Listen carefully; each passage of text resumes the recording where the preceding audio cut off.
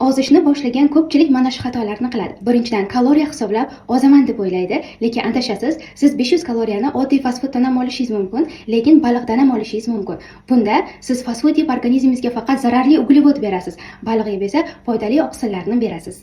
Sog'lom, bezarar ozish uchun esa siz albatta organizmingizni tushunishingiz kerak va unga faqat foydali narsalarni berishingiz kerak. Oddiygina kun tartibingizni to'g'rilagan holda ham siz sog'lom, bezarar ozishingiz mumkin. Sizni organizmingiz ongli ishlaydi va u o'zini o'zi tozalash xususiyatiga ega. Agar siz organizmingizga foydali narsalarni berishni boshlasangiz, organizm zararli bo'lgan yog'larni, uglevodlarni tanangizdan chiqarib tashlashni boshlaydi. Birinchi navbatda kun tartibingizni me'yorga qo'yib oling.